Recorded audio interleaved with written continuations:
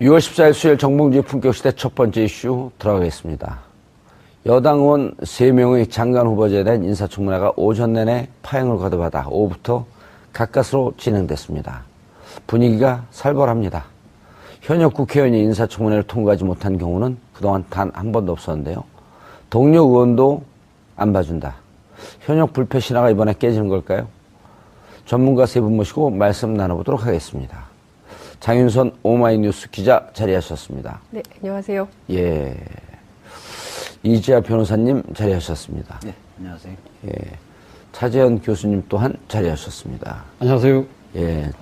제가 왜 저렇게 점잖게 시작하는지 모르죠? 네. 인사청문회 때에서 열받은 것 때문에 그런 게 아니라 감기가 걸렸어요. 허를 찔렀죠. 아니, 그런 건 아니고, 예. 왜 항상 좀, 아재 개그로 시작을 하시는데, 예. 오늘은 왜 아재 개그를 안 하시냐고 기다리고 있었어요. 그 진실을 잘 모르시죠? 예. 장윤성 기자를 소개하고, 예. 그리고 말을 몇 마디 더 붙여줘야지 카메라 기자들이 다음 카메라 옮겨갈 준비를 해요. 아. 카메라 기자들에 대한 배려. 아, 그렇군요. 예. 카메라 기사님들에 대한. 평소 다르게 행동하거나 말을 할 때는 좀 위험하다 그러던데. 그래요? 네. 죽을 때가 된 거예요? 자, 그런데, 인사청문회 보면요. 네. 저는 총론으로 자유한국당, 집권할 때. 네. 그때 인사청문회 하면서 나왔던 결격 사유와 네. 지금과 아주 기계적으로, 균형적으로 비교해야 되는 거 아니에요? 기계적인 균형을 할 예. 수가 없죠. 그러니까 기계적인 균형 원리는 언론업계에서 많이 쓰는 표현인데 예. 기계적 균형을 맞출 수 없고 맞춰서도 안 된다고 생각하는데요. 그러니까 예. 이를테면 박근혜 정부에서 인사참사가 났었던 배경을 살펴보면 그때는 국민들이 도저히 납득할 수 없는 수준의 것들이었어요. 이를테면 뭐 친일의 정보라든가 이를테면 뭐 부정부패의 수위라든가 이런 것들이 도저히 국민들이 용인할 수 없는 수준이었는데 병역도 면제가 아니라 면탈, 그다음에 세금 탈루, 이런 것, 조세 포탈, 이런 등등이, 그러니까 국민들이 보기에 진짜 저건 너무한다. 예. 그리고 이제 그 역사관도 굉장히 중요한데, 친일사관 저거 너무 심각하다. 이런 총리 후보자들 너무 많았었잖아요. 그런데 이번에는 국민들이 그냥 모르고 무조건 묻지마 지지를 하는 것이 아니라 상당히 비교적 꼼꼼하게 검토하고 지금 다 이제 1인 미디어 시대 아니겠어요? 그래서 그렇죠. 전부 모바일로 네. 매일 출근길, 퇴근길 뉴스 검색하면서 이게 과연 타당한가 합리적인가를 비교 분석 검토를 하고 있거든요. 근데 과거하고 비교해 볼 때 이를테면 지금 뭐 쟁점이 됐던 강경화 후보자라든가 그리고 또 이제 어제 그제죠. 김상조 공정거래위원장의 이를테면 위장 전입 문제가 외국에 공부하러 가면서 우편물 때문에 본가에 주소를 이전해 놨는데 이게 위장 전입? 그럼 나도 위장 전입인데 이런 사람들이 굉장히 많았던 거죠. 그래서 박근혜 정부 때하고 비교를 좀 해보자면 그때는 국민적 지지가 굉장히 낮았어요. 후보자들에 대해서. 그런데 지금 경우에는 강경화 후보도 그렇고 또 김상조 위원장도 그렇고 전부 국민적 지지가 높습니다. 그러니까 국회는 대의민주주의 기관이잖아요. 그렇죠. 그러니까 국민의 뜻을 대의하는 기관인데 그때는 국민적 지지가 낮았기 때문에 통과하지 못했던 거고 지금은 국민적 지지가 높기 때문에 정치권 내부에서는 정부가 그냥 밀어붙여도 되는 거 아니냐. 국민의 힘을 믿고 예. 이런 얘기도 나오고 있습니다. 근데 추경 때문에 그렇게 밀어붙이기도 좀 곤란한 상황 아니에요? 근데 추경이 걸려있긴 한데 추경도 마찬가지예요. 이게 예. 일자리 예산이거든요. 예. 그러니까 우리 이제 육아 문제 또 경력 단절 여성 특히 이제 청년 실업 문제 그리고 이제 일자리가 너무 나쁜 일자리인데 좋은 일자리를 많이 만들어서 구체적으로 이제 양극화를 해소하고 경제민주화를 하자는데 반대하는 국민이 어디가 있습니까? 예. 그래서 우리 국민들 모두가 일자리 예산 또 찬성하고 있거든요. 결과적으로 보면 자유한국당이 제가 보기에는 스텝이 꼬여도 많이 꼬이고 있다. 이런 말씀을 좀 드리고 싶습니다. 이지아 변호사님, 예. 한때 또 국회의원 될 뻔했던 분 아니에요? 예, 그리고 한때 또 변협이 아니라 민변 회장도 될 뻔했던. 예. 주로 뻔했던. 그런데 지금 장 기자님 저 말씀을 들으면 네. 저런 얘기를 왜 기자가 얘기하죠? 민주당 의원들이 청문회나 이런 데 참여하는 의원들이 해야 되는 거 아니에요? 혹은 민주당에서 당론으로 저런 걸 당에서 공식 입장으로 얘기하면 곤란해도 민주당 의원들이 저런 얘기를 해야 되는 거 아닌가요? 그렇죠. 이제 사실은 이명박 박근혜 정부 때 그때 인사청문회는 한마디로 보면 쓰레기죠. 그게 인사청문회예요? 그러니까 뭐 역사관이라든지 예. 가치관이라든지 그다음에 뭐 이 전문성, 그 부의 전문성을 갖고 있는지 이런 기준에 와버리면 지금 후보들은 거기에 비하면 최소한 뭐 B+ 이상의 학점을 받을 수 있는 A- 좀 올려줘요. 정도인데요. 그렇죠. 비교를 해서 예. 이게 뭐 100% 완벽한 인간은 없으니까요. 성직자를 뽑는 건 아니잖아요. 그렇죠.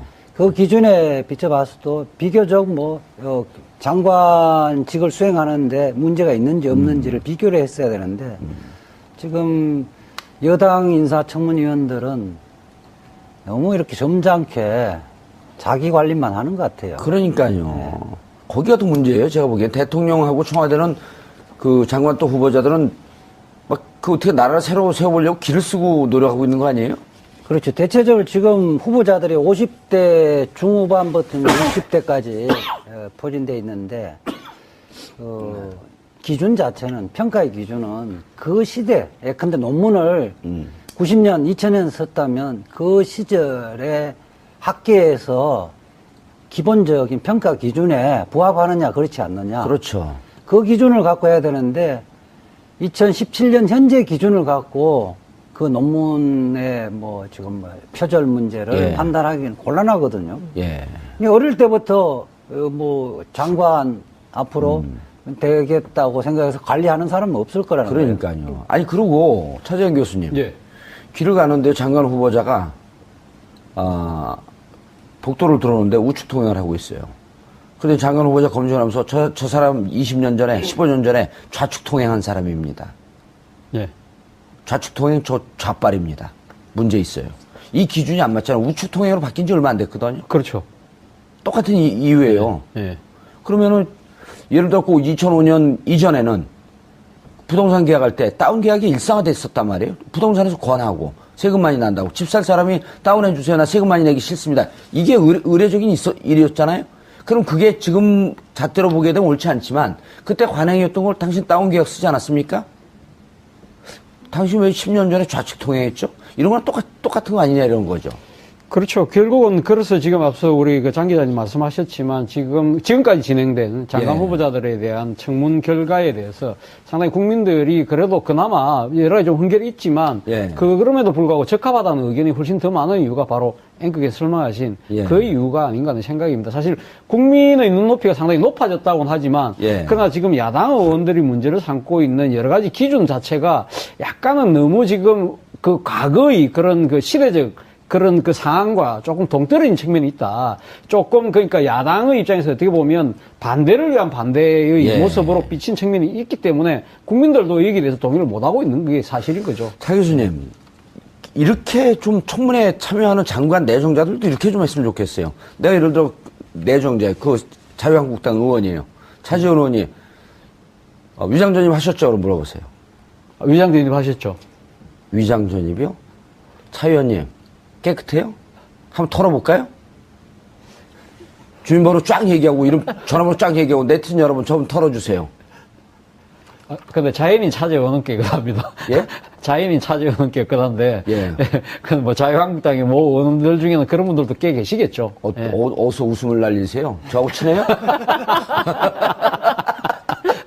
대플레이에 너무 리얼하게 들어가신 것 같은데. 다운계약서 말이 나온 김에 예. 이야기를 하면 다운계약서도 두 가지가 있거든요. 예. 사실은 양도세를 적게 내기 위한 다운계약서는 재질이 굉장히 나쁩니다. 그런데 이제 처음에 집을 사면서 그때는 실제 거래 가격으로 신고해야 된다는 기준이 없었을 때 2006년 이전에는 그렇죠. 2006년 이전에는 이게 법무사한테 물어보면 표준 가격으로 신고를 통상적으로 합니다. 예. 하더라도 문제가 안 됩니다. 이렇게 해서 등록을 하거든요. 시가 이런 거 실제 거래된 게 아니고. 그리고 실질적으로 이해가 되네. 등록세, 취득세는 얼마 안 되거든요. 예. 양도세가 중요한 것이지. 그런 중간에, 경우에는 대부분 처음 집 살 때는 대부분 법무사가 권유한 대로 했을 거예요. 예. 저도 그렇게 했었으니까. 제가 했다는 거를 합리화시키는 건 아니니까. 예. 저는 2002년도에 집을 샀을 텐데 아마 노무현 대통령 후반기에 이 기준을 마련했을 겁니다. 아니, 그래서 저는 이제 이 후보자들. 저도 스스로 양심 고백을 해버렸네. 아니, 괜찮아요. 그런 걸 해야 돼요. 왜냐면 또 그 다운이란 말이 우리가 익숙한 게 우리 여기 그만둔 작가가 또 양다운 아니야. 아니, 이게 저는 코미디를 하는 게, 이 지금 청문회 보면 코미디 아니에요? 이게 불과 4년 전, 5년, 4년 전, 9년 전, 이때 청문회 때 보면은요, 정말 지정을 해도 저렇게 지정을 한 그 후보를 무슨 장관을 앉혀놓고, 무슨 위원장을 앉혀놓고 이랬단 말이에요. 국민들이 보면 TV를 안 봐요. 너무 심해갖고. 오늘 정우택 자유한국당 원내대표가 예. 기자 간담회를 하면서 하는 자료화면을 봤었는데요. 그런 말씀을 하시더라고요. 이렇게 막 임명할 것 같으면 왜 청문회 하라고 했느냐, 지금 물어 뜯으라고 던져놓고 하는 거 아니냐는 그런 말씀을 하시는데, 저는 그 생각이 들더라고요.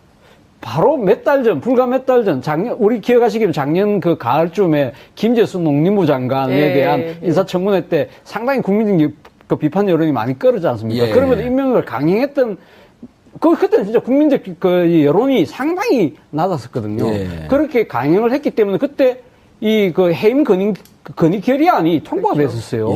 그럼에도 불구하고 박근혜 대통령이 전혀 무시하고 갔지 않습니까? 가니까 그때 당시에 그럼 자유한국당의 의원들은 그때는 전부 다 아무 말도 안 하고 입 다 봉하고 눈 다 가리고 있었거든요. 그러면서 불구하고 불과 몇 달 전에 그 일이 있었는데도 불구하고 그때는 아무 말도 안 하고 계시다가 왜 이제 와서 이렇게 그 말씀을 목소리 톤을 높이는 건 야당 의원으로서 충분히 그렇게 할 수는 있다고 하지만 그러나 똑같은 사안 오히려 상당히 국민적 그 비판율이 훨씬 더 높았던 사안에 대해서는 그렇게 침묵했던 이유에 대해서 한 번쯤은 자기 반성을 먼저 하고 이야기를 했다면 좀 더 설득력이 있지 않았나 하는 생각이 들더라고요. 자기 반성을 할 정당으로 기대가 되세요? 그러니까 지지율이 낮은 이유가 거기에 있는 거죠. 그러니까 지금 지지율은 나와요? 지지율은 몇 프로 나오죠. 나와요? 한 자리 숫자로 한 자리 지금 숫자로 나오죠. 그러니까 많이 나오는 데는 한 14%까지는 나오는데 그 적게 나오는 데는 7, 6 이렇게까지 떨어지고 있는 오늘 우리 방송 안 할 각오하고 한번 자유한국당 씹을까요? 한번 물어 뜯어봐? 근데 이제 자유한국당 파이터의 근성을 못 쳐하면 어떻게 떨어요? 저는 이제 두 가지 측면을 좀 보고 싶은데 우선 그 여당 의원들이 말씀 주신 대로 그러니까 이를테면은 이제 과거에 당신들이 어땠느냐, 이런 거를 공격하는 것도 이제 중요하고, 그렇지만 이제 문재인 정부는, 5대 그 조건에 대해서는 반드시 지켜나가겠다는 원칙을 세웠기 때문에 그걸 가지고 또 이제 물어 뜯는 경향이 있는 거거든요. 근데 이제 그것도 이런 거예요. 그러니까 치킨 한 조각, 빵 한 조각의 비유 이런 것을 그 청와대에서 비유를 한 바 있는데 이게 다 사연이 다르다는 거죠. 그러니까 이제 국민들이 이해할 수 있는 수준이냐 아니냐, 이거는 익스큐즈가 되는 거냐 안 되는 거냐 이게 굉장히 중요한데 오히려 청문회를 거치면서 강경화 후보라든가 김상조 위원장 같은 경우에는 클리어해진 측면이 굉장히 많거든요. 그렇죠. 그러니까 오히려 국민들의 국민들의 공감을 많이 샀고. 그렇습니다. 그럴 수 있다. 그리고 특히 이제 강경화 후보자 같은 경우에는 이제 친정부모 부양 문제와 관련해서 인기 폭발까지 된 거 아니겠어요? 여성분들에게. 그럼요. 그러니까 저는 큰 틀에서 보면 국민적 지지를 받고 있는 그 수준이라면 그것은 내각으로 임명해도 큰 문제 없는 거 아니냐. 청와대가 밀어붙여서 통과시켜야 된다. 그리고 또 지금 한미 정상회담 앞두고 있기 때문에 외교부 장관 인선은 굉장히 중요한 문제거든요. 이재하 변호사님. 이게 이제 국민들 지지가 있으니까 일방적으로 강행한다라고 하는 것도 어찌 보면 오만한 태도이긴 하지만 청와대가 이쯤 되면 상당히 그 공을 들이고 노력을 했다 이렇게 평가할 수 있는 거 아닌가요? 그렇죠. 그러니까 5대 인사 기준이라는 것은 우리가 이제 형식적 법치주의가 실질적 법치주의를 이야기를 하잖아요. 변호사였었군요. 그러니까 5대 기준도 어쨌든 위장 전입, 예. 위장 전입 자체가 문제가 아니라 위장 전입의 내용이 중요한 거잖아요. 부동산 투기를 목적으로 했다든지 자녀 그렇죠. 학교를 위해서 했다든지 네. 하면은 도덕적으로 좀 문제가 있는 거죠. 그래 더군다나 이제 우리 그 부동산 투기를 위해서 위장 전입하는 것 이게 대표적인 거죠. 그런데 위장 지금, 전입을 예. 불가피한 그 사정으로 하는 경우에는 우리가 도덕적으로 비난하기는 좀 어려운 예. 그 사유도 많거든요. 그렇게 봤을 때 지금 특히 강경화 후보 같은 경우는 국민의당까지 뭐 낙마를 반드시 낙마시켜야 된다고 보고 있는데 예. 지금 외교부 전직 장관들 장관 11명. 11명. 11명이? 한 명 또 늘었어요? 반기문 외국 장관까지 포함해서. 또 포함해서. 예. 그리고 외교 관계 쪽에서 뭐 일하는 대부분의 사람들이 지지를 하고 있잖아요. 예. 저는 오히려 강경화 그러니까. 후보가 이 말하자면 그 비주류 쪽이어서 그쪽에서도 오히려 좀 좀 부적절하다는 지적을 할 줄 알았는데 오히려 그쪽에서는 모두가 지금 환영하고 있거든요. 예. 특히 외교부 같은 경우는 주류 비주류 이런 그 굉장히 강하죠. 편차 좀, 굉장히 편차 좀 강한데. 심하다 그러잖아요. 그럼에도 불구하고 아마 사상 유례가 없는 거죠. 사실상 전직 박근혜 정부 때 외교부 장관 외에 예. 전직 외교부 장관 거의 다 지금 지지를 하고 있거든요. 예. 이 변호사님. 예. 근데 그 명찰 똑바로 다르면 안 돼? 그 학교 다닐 때 명찰 삐딱하게 다니는 학생 같아고 제가 규율 제가 부장이었거든요. 지금 단 게 아니라 달아주시는 거예요. 근데 저는 이제 강경화 예. 후보자 같은 경우는 왜 이렇게 반대를 하느냐. 왜 그렇게 반대해요? 진짜 예, 그러니까 내심을 모르겠어. 예, 제가 너무 궁금해가지고 오늘 취재를 좀 해가지고 나왔는데요. 자유한국당이요? 예, 자유한국당의 경우에는 실제로 이분이, 그러니까 여성 인권에 대한 관심이 굉장히 많고, 특히 예. 이제 그 위안부 문제에 문제. 대해서 이제 적극적이고, 그리고, 구체적인 해결을 위해서 나설 가능성이 높은 거죠. 그리고 특히 이제 그 지난 그 한일 위안부 협상에 대해서는 누가 보더라도 이것은 잘못된 협정이라고 주장을 하고 있기 때문에. 의아해 했다 이렇게 얘기했잖아요. 그렇죠. 본인도. 그리고 청문회 현장에서 이제 그 발언을 했기 때문에 이것은 재협상의 여지가 열리는 것이고 일본 측과 재협상을 해서 이것이 사실상 무의로 돌아갔을 때 박근혜 정부의 외교 참사, 외교 실패가 결국에는 자유한국당의 문제로 돌아올 수 있다는 것이죠. 그러니까 결과적으로는 자유한국당 입장에서는 지지율도 낮죠.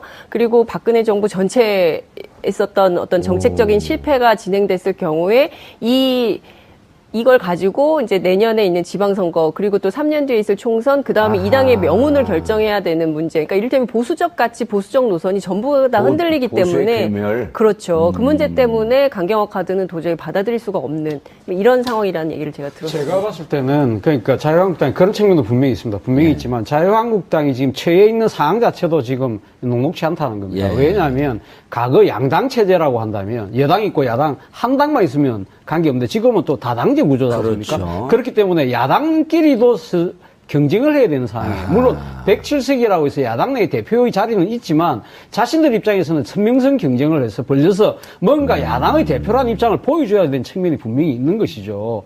그리고 또 하나는 뭐냐면 지금 7월 3일날 전당대회 합니다. 예. 전당대회를 하기 때문에 당내 어느 계파들 사이에서도 온건한 목소리를 낼 수가 없는 거예요. 지금 전부 다 좀 더 강하게 내가 문재인 대통령에게 맞짱 뜰 수 있는 누군가가 돼야 되겠다는 생각이 너무 강한 거예요. 그렇기 때문에 이 강경화 후보자가 이번 지금 현재 발표된 그 청문회까지 한 1차 케이스에서는 어느 한 사람을 낙마를 시켜야만 우리의 존재감을 보여줄 수 있다는 그런 강박관념에 좀 상당히 빠져 있는 것도 측면이 있는 것 같아요. 선명야당 노선을 걷는 것은 사실이고요. 그래서 색깔론과 관련된 시비를 계속 붙고 있는 겁니다. 오늘도 이게 마찬가지고. 선명야당의 모습인가요? 그러니까요. 예. 아니 이 변호사님 그 두 분의 얘기를 종합을 해보면 사실 한일 위안부 문제라고 하는 것은 우리 국가의 입장에서 대단히 중요한 문제 아니에요? 네. 그리고 설사 이것이 당의 입장에서는 다소 좀 문제가 있다고 할지라도 국가의 앞날 한일과의 관계에 있어서 이것을 재협상을 해야 된다고 한다면 과거에 우리가 잘못했더라도 우리가 잘못 협상했습니다. 인정하고 미래로 나가려고 하는 노력을 해야 되는데 저는 그것도 그거지만 그 친일의 후손들이 많기 때문에 자기 아버지 할아버지 세대 때 친하게 지냈던 일본을 공격하는 강경화 장관 이런 게 싫은 거 아닐까요? 뭐 부분적으로 그렇게 생각하는 사람 소수는 있을 텐데 다수는 아닐 거고요. 예. 기본적으로 자유한국당은 그렇게 보고 있는. 그러니까 자유한국당 소속의 대통령이 탄핵됐잖아요. 예. 사실은 그 자유한국당 자체도 탄핵된 거 그 해체돼야 되는 정도 아니에요, 그럼? 된 거거든요. 예. 왜 국민으로부터 탄핵을 받았는지를 생각하고 새롭게 출발해야 되는데 무조건 반대를 하면 선명한 것처럼 오해하고 있다는 거예요. 예. 오인하고 있다. 저는 그렇게 되어지면 점점 자유한국당은 국민으로부터 외면당할 수밖에 없다고 생각이 돼요. 저는 그것 또한 국민의당도 마찬가지인데 국민의당이 청문회 전국 들어오면서 호남이나 계속 지지율이 떨어지잖아요. 예. 5%까지 떨어졌다 그러더라고요. 자신들을 종전에 지지했던 한때는 예. 뭐 20몇 프로, 30%까지 지지했잖아요. 왜 국민의당을 지지했던가. 예. 그 사람들의 지지를 복원시켜야 되는데 그 사람들의 지금 뭘 원하는지를 잘못 판단하고 있다는 겁니다. 국민의당은 강경화 후보에 대해서 왜 그렇게 목숨 걸고 반대를 해요? 국민들은 찬성을 하고 있는데 국민의당이면 국민들의 뜻을 받아야 되는 거 아니에요? 국민의당 입장에서도 사실 좀 난감한 측면이 있죠. 예. 사실 어떻게 보면 그 강경화 후보자가 제가 지난번에도 한번 여기서 말씀드렸지만 김대중 전 대통령이 발탁한 인물이거든요. 그렇죠. 그런 측면에서 본다고 한다면 그렇지만 문제는 지금 제3당으로서의 캐스팅 보트를 지어야 되겠다는 생각도 좀 분명히 갖고 있는 것 같아요. 그리고 지금 여기다가 어제 김상조 위원장에 대한 임명을 강행함으로써 이 그 국민의당 입장에서는 지금 면이 안 쓰게 되는 그런 측면이 분명히 있는 겁니다. 김상조 위원장도 반대했었나요? 아니, 국민의당은? 물론 반대, 흔쾌하게 동의를 하지 않은 거죠. 않았고, 좀 더, 그러니까 지금 김희수 헌법재판소장 지금 인준 투표까지도 지금 상황이 지금 다 연결돼 있다고 보는 거죠. 연결되고 있다고 보는데, 여기 대해서 문재인 대통령이 어제 너무 기다릴 수 없다. 기다릴 수 없다 하면서 바로 가버린 것 자체가 어떻게 보면 문재인 대통령이 높은 지지율을 얻고 강하게 지금 전국을 밀어붙이는 측면이 있다. 이러한 상황에서 제3당의 위치뿐만 아니라 국민의당이 야당으로서 존재할 공간조차도 협소해지는 거 아니냐는 두려움을 갖고 있는 것이죠. 그러다 보니까 예. 강경화 후보자에 대해서는 좀 더 강경해질 수밖에 없는 그런 상황으로 강경화 후보에 대해 이게 내몰리고 있는 것이 아닌가 싶습니다. 그런데 국민의당에서 예. 또 국민의당 내부에서도 이견이 좀 있잖아요. 이견이 있죠, 분명히. 예. 그 호남을 기반으로 하고 있는 분들, 특히 박지원 의원 같은 경우는 김상조, 강경화 다 해줘야 된다. 정동영 의원도 그 같은 네, 입장이죠. 정도요는 정동영 의원도요. 네. 그럼 그분들이 당연히 원로인데 원로도 무시하는 뭐 그런 정당인가요? 예, 예. 지금 보니까 예. 강경화 후보가 국민의당을 분열의 소재가 된 것 같아요. 아하. 호남을 기반으로 하는 중진 의원들은 대체적으로 강경화 그 후보에 대해서 박주선 비대위원장. 동의를 해줘야 된다고 생각을 하고 박주선은 어때요? 박주선은 이제 좀 반대를 하고 있고요. 왜냐면 당의 입장을 따라줘야 그다음에 되니까. 이태규 의원 등 해서 이른바 안철수계의 비례대표 의원들이 강력하게 반대하고 있고 이분들이 이제 청문위원으로 몇 분 들어가 있죠. 그런데 대체적으로 중진 의원들, 호남을 기본하는 중진 의원들은 찬성을 하고 있는데 그러면서 사실상 전체적으로 보면 부분적으로 다르지만 안철수계 의원과 종전에 민주당의 뿌리를 두고 있는 의원들 간의 분화가 생기는 것 같아요. 그거 참 좋은 거네요. 네. 왜냐면 당은 분열과 화합 이런 그 정반합의 과정을 거치면서 당이 강화되는 거 아니에요? 국민의당 입장에서는 좋은 거 아니에요? 그 다음에 이제 초선 비례대표 의원들 보면 예. 아주 시각 자체가 근시안적이에요. 이 자체에서 위법한 거 아니냐. 위법한 게 숫자적으로 보니까 뭐 2개다, 3개다 이러니까 이것은 기준이 아니다고 보는데 중진 의원들은 큰 틀에서 보는 시각이 좀 열려 있는 거죠. 다소간의 흠이 있어도 불구하고 지금 외교부나 그쪽 국제사회에서 이 정도는 좀 훌륭한 후보다고 판단하면 그게 따라야 되는 게 맞다. 현역은 아니지만 문병호 최고위원 같은 경우 개인적으로 친하잖아요. 뭐라 그래요? 문병호 최고위원이 뭐 현역이 아니어서 입장이 별로 없더라고요. 바둑만 두고 있어요, 둘이 그냥? 그 사적 경력을 방송에서 이야기해서. 바둑 두는 게 나쁜 건 아니잖아요. 고스톱을 친 것도 아닌데. 물어보는데 제가 이제 코치를 좀 하죠. 문병호 의원이 컨텐츠가 없다는 얘기예요? 아니, 훌륭하죠. 아, 예, 알겠습니다. 근데 국민의당 관련해서 한번 예. 제가 좀 더 말씀드리면 22일 날 지금 국회 본회의가 지금 예정돼 22일. 예. 그때 물론 지금 뭐 이거 김희수 김희수. 예, 헌법재판소장에 대한 인사청문 경과 보고서가 이 채택에 대해서 넘어올지 안 넘어올지는 모르겠습니다만 표결을 일단은 해야 될 거 아니에요. 표결할 가능성이 상당히 높아 있던 형국이었죠. 예. 그런데 어제 문재인 대통령이 임명을 강행했습니다. 그 김상조 위원장에 대해서 위원장. 함으로써 그 22일 정도까지만 지켜봐줘서도 그러니까 그 지금 문제는 문재인 대통령이 이렇게 강행을 함으로써 일단 그 사실 어떻게 보면은 그 국민의당 입장에서 김희수 헌법재판소장에 대해서는 손을 들어줄 가능성이 상당히 높았거든요. 예. 그런 상황에서 지금 여기서 지금 어떻게 보면 김희수 헌법재판소장에 대해서 선뜻 동의에 나설 수 없는 상황으로 내몰리게 됐다는 것이 국민의당 생각인 거죠. 왜냐하면 이런 식으로 아하. 가면 이 김상조 위원장에 대해서 강행을 했는데 그럼 다시 또 김희수 헌법재판소장 후보자에 있었는데 그때 무기명 표결을 하지 않습니까? 예. 그때 거기서도 가면 손을 들어주게 된다면 국민의당 입장에서는 완전히 여지가 없어진다는 거죠. 야당으로서 여지가 상당히 없을 가능성이 높다. 무기명 투표인데 누가 손을 들어준지 모르잖아요. 아니, 근데 어차피 지금 원내에서 분포로 보면 예. 민주당은 120석이니까 어차피 출석 가반수에 또 가반수 동의를 받으려고 한다면 어떤 식으로 국민의당이 동참을 해줘야 될 수밖에 없는 상황이라고 한다면 그러면 아하, 국민의당 그 입장에서는 전략도 중요하네요. 22일까지 이거 투표 끝나고 나서 하더라도 되는데 왜 이렇게 미리 강행을 하셨느냐에 왜 그런 대한 것 같아요? 예? 왜 그런 것 같아요? 문재인 대통령 입장에서는 상당히 상황이 엄중하다 생각을 하는 거죠. 그리고 문재인 대통령 입장의 생각에서는 이런 식으로 과거식의 그런 정치적인 계산에 의해서 이렇게 하지 뭐 않겠다? 이렇게 시간을 제고하는 것보다는 나는 내 원칙대로 가겠다는 생각이 아주 강하신 것 같아요. 저도 그 부분은 문재인 대통령이 잘하신 것 같고요. 그 김일수 그 후보 그 인준 예. 동의안이 뭐 본회 의결되면 저는 통과될 거로 봅니다.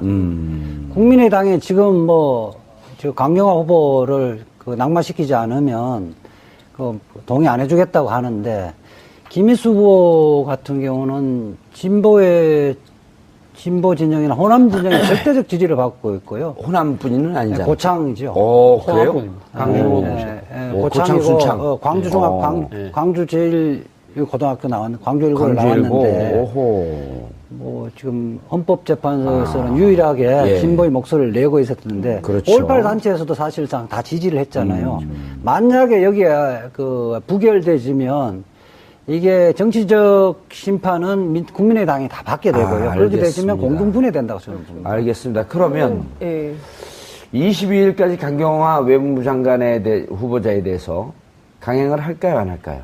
22일까지. 그 전에 저는 그 승부수를 낼 가능성이 있다고 봅니다. 왜냐하면 이달 말에 한미 정상회담이 예정이 되어 있지 그럴 때는 않습니까? 바로 지금 합류해갖고 예. TF팀을 짜야 될 거 아니에요? 해야 될 일이 너무나 많은 것이죠. 그리고 사실은 이게 이제 원래 엠바고가 걸려 있었던 건데 백악관이 먼저 엠바고를 깨고 보도를 하는 바람에 어제 밤중에 이제 청와대 기자단이 난리가 나기도 했었는데 어찌됐든 이게 예정되어 있는 일정을 맞추려면 한국의 외교수장이 없는 가운데서 정상회담을 한다? 이게 대통령 입장에서도 굉장히 부담이 되는 엠바고 일이죠. 깬 내용이 뭐예요? 아니, 그러니까 이제 한미 정상회담 한다는 날짜. 날짜를 이제 공개를 먼저 해버린 거예요. 백악관에서 릴리즈를 며칠입니까? 해버려서. 그 오늘 보도가 다 29일하고 29, 30 29, 이틀. 30. 예, 그래서 예. 북핵 문제까지 다, 의제도 다 이제 그러니까 의제도 다 릴리스를 했는데, 어찌됐든 중요한 것은, 그 여야 협치를 한다고 해놓고 이 협치를 파기하는 거냐, 야당을 무시하는 거냐, 뭐 이런 국내 정치의 주의 주장에 빠져 있기에는 문재인 대통령에게 시간이 너무 없다는 것이죠. 지금 북핵 문제도 그렇죠. 동북아 정세 풀어야 되죠. 한일 관계도 마찬가지죠. 그리고 지금 FTA 재협상 관련해서 미국 측의 요구도 있는 것이죠. 또 사드 문제도 풀어야 되죠. 이런 현안들이 다 있는데 국회에 계속 뭐 야당 무시, 협치 무시, 뭐 5대 원칙 준수 뭐 이런 것에만 발목 잡혀 있으면 정말 해야 되는 일들을 못하기 때문에 시간이 금이다. 이런 얘기를 하면서 일부는 밀어붙이면서 가는 것이고요. 그리고 김상조 위원장의 경우에 국민들이 보기에는 그다지 왜 자유한국당이 저러나 이해할 왜 수가 그래요? 없다. 근데 진짜 저도 잘 모르겠어요. 왜 그래요? 오늘 취재를 좀 해보니까 그 자유한국당 뒤에 늘 그랬듯이 기업, 재벌이 있는 거 아니냐. 일종의 이제 재벌의 이익과 관련해서 대변에 재벌 개혁 문제. 그러니까 저는 정말 그러니까 계속 이해가 안 되는데 자유한국당이든 국민의당이든 또 더불어민주당이든 정의당이든 국민을 대리해서 국회에 가 계시고 거기가 민의의 정당 아니겠어요? 근데 자유한국당의 의원들은 국민을 대변하는 게 아니라 늘 기업을 대변해요. 그리고 기업의 이익, 특히 이제 재벌의 이익을 대변해서 늘 문제가 됐었는데 이번에도 역시 김상조에 대해서 그렇게 반대하는 것은 우리 뒤에 재벌 있다. 이것을 스스로 고백하는 거 아니냐 이런 얘기가 여의도에 많이 떠돌고 있더라고요. 예. 실질적으로 구체적인 기업을 언급하는 경우도 있어요. 국회의원들 사이에서는. 예. 그래서 제가 인사청문 과정에서 아예 세게 붙어라 그런 얘기를 하고 근데 좀 부담은 되는 모양이더라고요. 그리고 또 근데 삼성 다 이제 그쵸. 삼성 이재용 부회장 같은 경우는 지금 8월 17일까지 이제 재판이 끝나고 네. 이게 뇌물죄냐 아니냐 하는데 또 뇌물죄에 관해서 예. 이상화 전화번호 스모킹 건까지 나오고 예. 재벌이 그냥 그 아주 진퇴양난의 그렇죠. 그 궁제 처한격 아니에요. 여기서 네. 이제 재벌에 대한 칼이 딱 들어가고 이러잖아. 이재용 부회장이 뇌물죄가 유죄가 떨어지면서 그러면 재벌 개혁에 대한 분위기가 확 살거든요. 네. 근데 잘린 거예요. 삼성 주식은 계속 올라가잖아요. 지금 그렇기도 하고요. 예. 또 김상조 위원장이 오늘 기자들하고 일문일답 간담회를 했는데 그 자리에서 뭐 재벌 개혁을 뭐 급격하게 추진하지는 않겠다 이런 입장도 밝혔습니다. 그러니까 너무 떨지 마세요. 네. 그러니까 검찰개혁처럼 그렇죠. 할 수도 없고 하지는 않겠다고 이야기를 하는데 예. 아니 근데 그게 더 무서워요. 빨리 때려야지. 때릴 똥 말똥 때릴 똥 말똥. 재벌 개혁과 재벌 해체는 다른 거거든요. 김상조 그 위원장이 이야기하는 것은 법과 원칙에 따라서 집행을 하겠다는 취지지. 예. 그러니까 그리고 앞으로 이제 그 번 돈으로 일자리 만들어야지 왜 엄한 사람 말 사줘요. 그렇죠. 그거 아니에요. 간단한 맞습니다. 거예요. 예. 아니 78억 정도 도와줄 돈 있고 KBL 재단에 900억 넣을 돈 있으면 그거 갖고 비정규직 정규직으로 전환하는데 써야지. 누가 말 사달라 그랬어요? 그렇죠. 그러니까 김상조 위원장이 과거 참여연대 등 경제개혁센터에서 해왔던 그 시민운동 영역에서의 경제개혁 운동, 예. 경제민주화 운동의 내용도 그냥 그야말로 혁명적인 재벌 해체 운동 이 노선이 아니에요. 그러니까 일종의 이제 재벌 개혁과 관련해서 온건적인 노선이거든요. 예.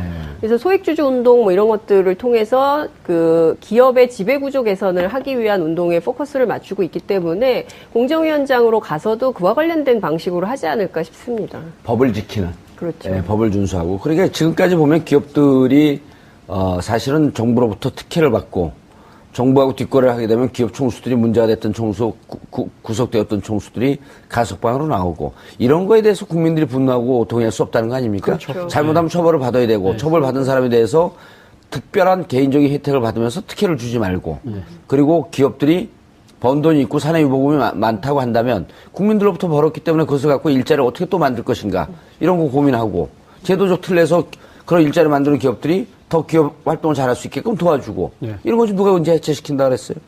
해체는 지들이 스스로 알아갖고 문제가 되면 이리 쪼개고 저리 쪼개고 그건 지들이 했던 거죠. 사실 공정거래위가 바로 말씀하신 그러니까 자본주의 사회에서의 반칙과 특권을 없애라는 예. 하나의 경제검찰이 공정거래위 아닙니까? 경제검찰? 예, 그렇죠. 오늘 밥값 하셨네. 그거 자주 쓰는 표현입니다. 그래요? 왜 여기서 처음 썼어요, 근데?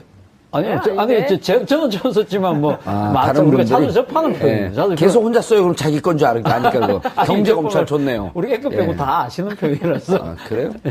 근데 어쨌든, 그러니까 김상조 위원장이 제가 생각했을 때는 아무튼 이 지금 공정거래위가 원래 제대로만 하면 진짜 그 반칙과 특권을 특권이 없는. 누리는 그런 업체들 입장에서는 상당히 무서울 수밖에 없죠. 그러나 예. 항상 말랑말랑했다는 거죠. 이번에 또 밝혀진 건 그 삼성물산 합병하는 과정에서 예. 그 뒤에 그 주식 처분해야 되는 거 1,000만 주 해야 되는데 500만 주 줄였지 않습니까? 예. 그때 당시에 친절하게 공정거래 부위원장이 삼성 그 사장을 만나서 삼성하고 설명해주고. 예, 문자 받고 주고받고 예. 다 했지 않습니까? 이런 것들이 그런 걸 못하게 하려는 거죠. 그렇죠. 예. 그 바로 들어가는 부분이 바로 이런 거죠. 제대로 돌아가게 할 수 있는 책임자가 왔다는 부분을 야, 들어가는 이재하 거죠. 변호사님. 네. 공정거래위원장을 반대하는 이유도 또 찾았네요. 왜냐하면 지금 삼성 문제에 있어서 재판이 진행되고 있는데 당시 공정거래위원회에서 삼성물산 합병에 대해서 어떤 역할을 했는지 내부 조사가 들어가면 스토리가 정확하게 나오고 이재용 부회장 재판하는데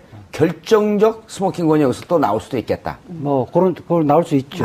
나올 수도 있는데, 그거 일회성 사건뿐만 아니라, 예. 김상조 위원장은 저는 좀 높이 평가를 하는 게, 삶 자체가 김상조 들고 다니는 가방에서 보듯이, 예. 자기 스스로에서 엄격하게 그 기준을 정해서 살고 있는 사람이거든요. 우리도 다 엄격하게 정하잖아요. 시민사회 하면서도 절제된 삶을 살아가고, 근면하고 성실하고, 이런 삶을 살아가기 때문에 저는 목소리는 이렇게 진보적인 목소리를 내지만 실질 생활은 진보적이지 않은 사람들이 있거든요. 저는 그 언행에 일치하는 사람이어서 네. 높이 평가를 합니다. 돌발 질문이요. 예. 근면 성실한 사람의 대명사가 이재환이에요. 왜 이 정부에서 안 부르죠?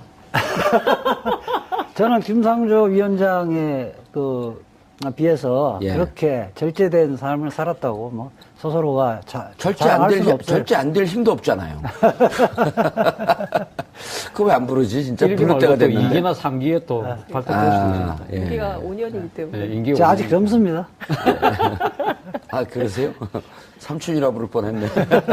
근데 그 김상조 위원장하고 이제 함께 일할 걸로 보이는 장하성 정책실장 있지 않습니까? 예. 이제 이분이 그 사석에서 굉장히 자주, 그리고 또 이제 언론 인터뷰에서도 하신 말씀이 뭐냐면 재벌 총수 풀어준다고 해서 그 경제 활성화가 되냐? 그러니까 이를테면 이명박 정부 때 누굽니까? 이건희 삼성 회장을 원포인트 사면을 해줬잖아요. 원포인트 풀자마자 며칠 만에 그 평창 올림픽 어쩌고저쩌고 네. 하면서 원포인트 사면했어요. 그러니까요. 며칠 만에. 예, 그런데 그러면 경제 활성화가 정말 됐냐 이거예요. 그러니까 한국 경제의 양극화는 더 심해지고, 그리고 경제 불평등 더 심화되고, 그리고 이제 소득 격차 더 심해졌는데 그것을 재벌 총수 사면해주면 되는 거냐? 절대 그런 거 하면 안 된다라는 주장을 했었거든요. 그렇기 때문에 김상조 공정위에서도 저는 그와 같은 원칙, 예. 반칙과 특권이 용인되지 않는 방향으로 가야 공정한 경제 질서가 제대로 잡힐 수 있다, 이런 생각을 좀 합니다. 알겠습니다. 등록을 표준가격, 하거든요. 시가 이런 거 실제 거래된 게 아니고. 그리고 이해가 실질적으로 되네. 등록세, 예. 취득세는 얼마 안 되거든요. 예. 양도세가 중요한 것이지. 아, 그런 중간에, 경우에는 대부분 처음 집 살 때는 대부분 법무사가 권유한 대로 했을 거예요. 예. 저도 그렇게 했었으니까. 오. 제가 했다는 걸 합리화시키는 건 아니니까. 예. 저는 2002년도에 집을 샀을 텐데 아마 노무현 대통령 후반기에 이 기준을 마련했을 겁니다. 아니, 그래서 저는 이제 이 따오기약서. 후보자들. 저도 스스로 양심 고백을 해버렸네. 아니, 괜찮아요. 그런 걸 해야 돼요. 왜냐면 또 그 다운이란 말이 우리가 익숙한 게 우리 여기 그만둔 작가가 또 양다운 아니야. 아니, 이게 저는 코미디를 하는 게 네. 이 지금 청문회 보면 코미디 아니에요? 이게 불과 4년 전, 4년 전, 9년 전 이때 청문회 때 보면은요.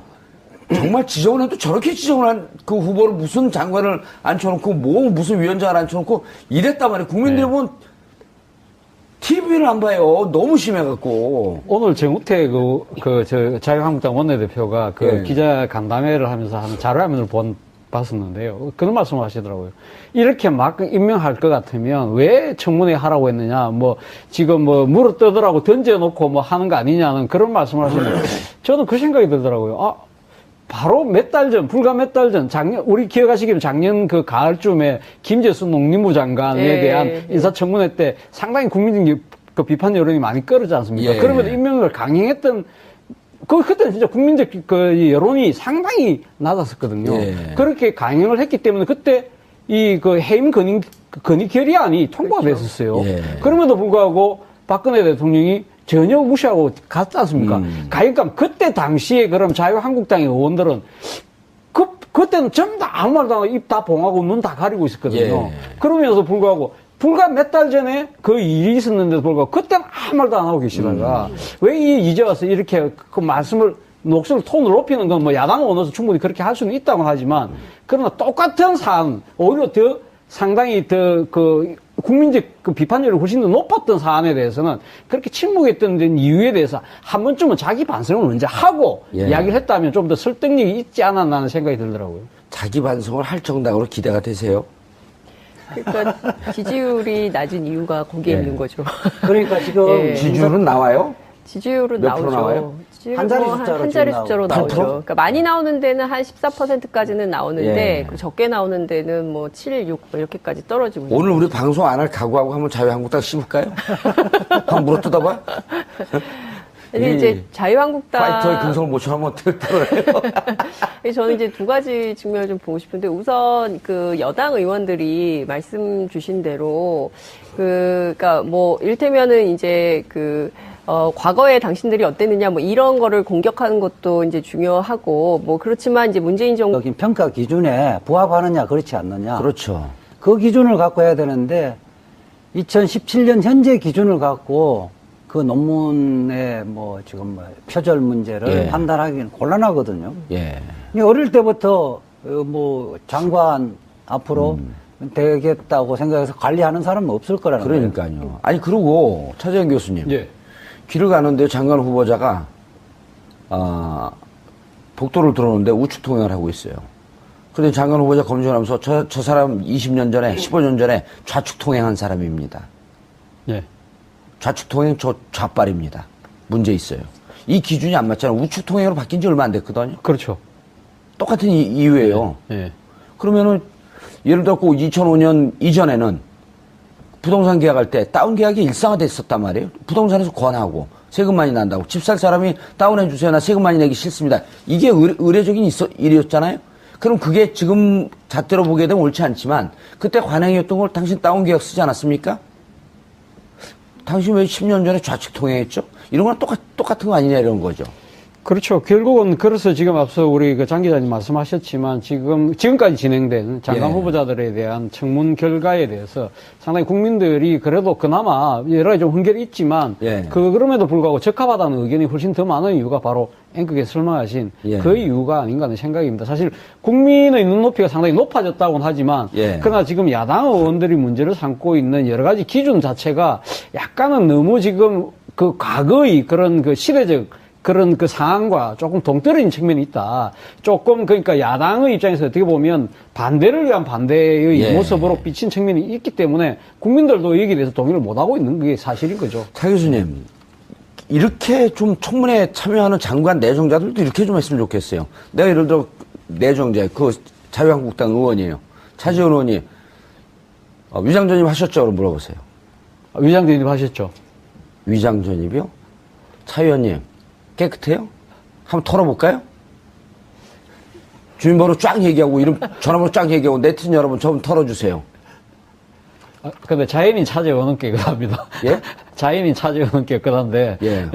뭐 자유한국당의 뭐 의원들 중에는 그런 분들도 꽤 계시겠죠. 예. 어디서 웃음을 날리세요? 저하고 친해요? 대플레이에 너무 리얼하게 들어가시는 것 같은데. 다운계약서 말이 나온 김에 예. 이야기를 하면 다운계약서도 두 가지가 있거든요. 예. 사실은 양도세를 적게 내기 위한 다운계약서는 재질이 굉장히 나쁩니다. 그런데 이제 처음에 집을 사면서 그때는 실제 거래 가격으로 신고해야 된다는 기준이 없었을 때 2006년 이전에는 그렇죠. 2006년 이전. 이전에는 이게 법무사한테 물어보면 표준 가격으로 신고를 통상적으로 합니다. 예. 하더라도 문제가 안 됩니다. 이렇게 해서 우편물 때문에 그 본가에 그 주소를 이전해 놨는데 이게 위장 전입? 그럼 나도 위장 전입인데 이런 사람들이 굉장히 많았던 거죠. 그래서 그 박근혜 정부 때하고 비교를 좀 해보자면 그때는 국민적 지지가 굉장히 낮았어요. 후보자들에 대해서. 그런데 지금 경우에는 강경화 후보도 그렇고 또 김상조 위원장도 그렇고 전부 국민적 지지가 높습니다. 그러니까 국회는 대의민주주의 기관이잖아요. 그렇죠. 그러니까 국민의 뜻을 대의하는 기관인데 그때는 국민적 지지가 낮았기 때문에 통과하지 못했던 거고 지금은 국민적 지지가 높기 때문에 정치권 내부에서는 정부가 그냥 밀어붙여도 되는 거 아니냐. 국민의 힘을 믿고 예. 이런 얘기도 나오고 있습니다. 근데 추경 때문에 그렇게 밀어붙이기도 좀 곤란한 상황 아니에요? 근데 추경이 걸려있긴 한데 추경도 마찬가지예요. 이게 예. 일자리 예산이거든요. 예. 그러니까 우리 이제 육아 문제 또 경력 단절 여성 특히 이제 청년 실업 문제 그리고 이제 막 그 일자리가 너무 나쁜 일자리인데 좋은 일자리를 많이 만들어서 구체적으로 이제 양극화를 해소하고 경제 민주화를 하자는데 반대하는 국민이 어디가 있습니까? 예. 그래서 우리 국민들 모두가 일자리 예산 한도 찬성하고 있거든요. 결과적으로 보면 자유한국당이 제가 보기에는 스텝이 꼬여도 많이 꼬이고 있다. 이런 말씀을 좀 드리고 싶습니다. 이재하 변호사님, 예. 한때 또 국회의원 될 뻔했던 분 아니에요? 예, 그리고 한때 또 변협이 아니라 민변회장도 될 뻔했던. 예, 예. 주로 뻔했던. 그런데 지금 장 기자님 저 말씀을 들으면 네. 저런 얘기를 왜 기자가 얘기하죠? 민주당 의원들이 청문회나 이런 데 참여하는 의원들이 해야 되는 거 아니에요? 혹은 민주당에서 당론으로 저런 걸 당에서 공식 입장으로 얘기하면 곤란해도 민주당 의원들이 저런 얘기를 해야 되는 거 아닌가요? 그렇죠. 이제 사실은 이명박 박근혜 정부 때 그때 인사청문회는 한마디로 보면 쓰레기죠. 그게 인사청문회예요? 그러니까 뭐 역사관이라든지 예. 가치관이라든지 그다음에 뭐 이 전문성, 그 부의 전문성을 갖고 있는지 이런 기준에 와버리면 지금 후보들은 거기에 비하면 최소한 뭐 B+ 이상의 학점을 받을 수 A- 있는 좀 올려줘요. 정도인데요. 그렇죠. 비교를 해서 예. 이게 뭐 100% 완벽한 인간은 없으니까요. 성직자를 뽑는 건 아니잖아요. 그렇죠. 그 기준에 비춰봤어도 비교적 장관직을 수행하는데 문제가 있는지 없는지를 비교를 했어야 되는데 지금 여당 인사청문위원들은 너무 이렇게 점잖게 자기 관리만 하는 것 같아요. 그러니까요. 거기가 더 문제예요. 제가 보기엔 대통령하고 청와대는 그 장관 또 후보자들은 막 그 어떻게 나라를 새로 세워보려고 길을 쓰고 노력하고 있는 거 아니에요? 그렇죠. 대체적으로 지금 후보자들이 50대 중후반부터 60대까지 포진되어 있는데 기준 자체는 평가의 기준은 그 시대 예컨대 논문을 90년, 2000년 썼다면 그 시절에 학계에서 기본적 부분은 5대 그 조건에 대해서는 반드시 지켜나가겠다는 원칙을 세웠기 때문에 그걸 가지고 또 이제 물고 늘어지는 거죠. 물어뜯는 예. 경향이 있는 거거든요. 근데 이제 그것도 이런 거예요. 그러니까 치킨 한 조각, 빵 한 조각의 비유 뭐 이런 것을 그 청와대에서 비유를 한 바 있는데 이게 다 사연이 다르다는 거죠. 예. 그러니까 이제 국민들이 이해할 수 있는 수준이냐 아니냐, 이거는 익스큐즈가 되는 거냐 안 되는 거냐 이게 굉장히 중요한데 오히려 청문회를 거치면서 강경화 후보라든가 김상조 위원장 같은 경우에는 클리어해진 측면이 굉장히 많거든요. 그렇죠. 예. 그러니까 오히려 아이고, 국민들의 그럴만하네. 국민들의 공감을 많이 샀고. 그렇습니다. 예, 그럴 수 있다. 그리고 특히 이제 강경화 후보자 같은 경우에는 이제 친정부모 부양 문제와 관련해서 인기 폭발까지 된 거 아니겠어요? 여성분들에게. 그럼요. 네. 그러니까 저는 큰 틀에서 보면 국민적 지지를 받고 있는 그 수준이라면 그것은 내각으로 임명해도 큰 문제 없는 거 아니냐. 청와대가 밀어붙여서 통과시켜야 된다. 그리고 예. 또 지금 한미정상회담 앞두고 있기 때문에 외교부 장관 인선은 굉장히 중요한 문제거든요. 예. 이재하 변호사님. 예.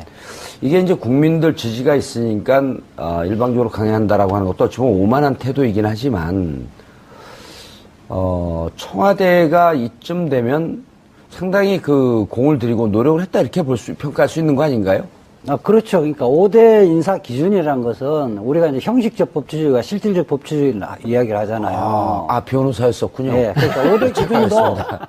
어쨌든 위장 전입, 예. 위장 전입 자체가 문제가 아니라 위장 전입의 내용이 중요한 거잖아요. 부동산 투기를 목적으로 했다든지 자녀 그렇죠. 학교를 위해서 했다든지 예. 하면은 도덕적으로 좀 문제가 있는 거죠. 그래 더군다나 이제 우리 그 부동산 투기를 위해서 위장 전입하는 것 이게 대표적인 거죠. 그런데 위장 지금, 전입을 예. 불가피한 그 사정으로 하는 경우에는 우리가 도덕적으로 비난하기는 좀 어려운 예. 그 사유도 많거든요. 그렇게 봤을 때 특히 강경화 후보 같은 경우는 국민의당까지 뭐 낙마를 반드시 낙마시켜야 된다고 보고 있는데 예. 지금 외교부 전직 장관들 장관 11명. 11명. 11명이? 한 명 또 늘었어요? 반기문 외무장관까지 포함해서. 또 포함해서. 예. 그리고 외교관계 쪽에서 뭐 일하는 대부분의 사람들이 지지를 하고 있잖아요. 예. 저는 오히려 강경화 그러니까. 후보가 이 말하자면 그 비주류 쪽이어서 그쪽에서도 오히려 좀 좀 부적절하다는 지적을 할 줄 알았는데 오히려 그쪽에서는 모두가 지금 환영하고 있거든요. 예. 특히 외교부 같은 경우는 주류 비주류 이런 그 굉장히 강하죠. 편차가 좀, 굉장히 편차 좀 강한데. 심하다 그러잖아요. 그럼에도 불구하고 아마 사상 유례가 있는 거죠. 사실상 전직 박근혜 정부 때 외교부 장관 외에 예. 전직 외교부 장관 거의 다 지금 지지를 하고 있거든요. 예. 이 변호사님. 예. 근데 그 명찰 똑바로 다니면 안 돼? 그 학교 다닐 때 명찰 삐딱하게 다니면 6월 14일 수요일 정봉주의 품격시대 첫 번째 이슈 들어가겠습니다. 여당 의원 3명의 장관 후보자에 대한 인사청문회가 오전 내내 파행을 거듭하다 오후부터 가까스로 진행됐습니다. 분위기가 살벌합니다. 현역 국회의원이 인사청문회를 통과하지 못한 경우는 그동안 단 한 번도 없었는데요. 동료 의원도 안 봐준다. 현역 불패 신화가 이번에 깨지는 걸까요? 전문가 세 분 모시고 말씀 나눠보도록 하겠습니다. 장윤선 오마이뉴스 기자 자리하셨습니다. 네, 안녕하세요. 예. 이지아 변호사님 자리하셨습니다. 네, 안녕하세요. 예. 차재현 교수님 또한 자리하셨습니다. 안녕하세요. 예. 제가 왜 저렇게 점잖게 시작하는지 모르죠? 네. 인사청문회 때에서 열받은 것 때문에 그런 게 아니라 감기가 걸렸어요. 허를 찔렀죠. 아니, 그런 건 아니고, 예. 왜 항상 좀, 그, 아재 개그로 시작을 하시는데, 예. 오늘은 왜 아재 개그를 안 하시는지 기다리고 있었어요. 그 진실을 잘 모르시죠? 예. 장윤성 기자를 소개하고, 네. 그리고 말을 몇 마디 더 붙여줘야지 카메라 기자들이 다음 카메라 옮겨갈 준비를 해요. 아. 카메라 기자들에 대한 배려. 아, 그렇군요. 예. 카메라 기사님들에 대한. 평소 다르게 행동하거나 말을 할 때는 좀 위험하다 그러던데. 그래요? 네. 죽을 때가 된 거예요? 자, 그런데, 인사청문회 보면요. 네. 저는 총론으로 자유한국당, 집권할 때, 네. 그때 인사청문회 하면서 나왔던 결격 사유와 네. 지금과 아주 기계적으로, 균형적으로 비교해야 되는 거 아니에요? 기계적인 균형을 할 예. 수가 없죠. 그러니까 기계적인 균형 원리는 언론업계에서 많이 쓰는 표현인데 예. 기계적 균형을 맞출 수 없고 맞춰서도 안 된다고 생각하는데요. 그러니까 예. 이를테면 박근혜 정부에서 인사참사가 났었던 배경을 살펴보면 그때는 국민들이 도저히 그 납득할 수 없는 수준의 것들이었어요. 이를테면 뭐 친일의 정보라든가 이를테면 뭐 부정부패의 수위라든가 이런 것들이 도저히 국민들이 용인할 수 없는 수준이었는데 병역도 면제가 아니라 면탈. 면탈, 뭐 그다음에 뭐 세금 탈루, 뭐 이런 것, 조세 포탈, 뭐 이런 등등이 그러니까 국민들이 보기에 진짜 저건 너무한다. 예. 그리고 이제 그 역사관도 굉장히 중요한데 친일 사관 저거 너무 심각하다. 이런 총리 후보자들 너무 많았었잖아요. 그런데 이번에는 국민들이 그냥 모르고 무조건 묻지마지지를 하는 것이 아니라 상당히 비교적 꼼꼼하게 검토하고 지금 다 이제 1인 미디어 시대 아니겠어요? 그래서 그렇죠. 전부 모바일로 네. 매일 출근길, 퇴근길 뉴스 검색하면서 이게 과연 타당한가 합리적인가를 비교 분석 검토를 하고 있거든요. 근데 과거하고 비교해 볼 때 이를테면 지금 뭐 쟁점이 됐던 강경화 후보자라든가 그리고 또 이제 어제 그제죠. 그 김상조 공정거래위원장의 이를테면 뭡니까? 위장 전입 문제가 외국에 공부하러 가면서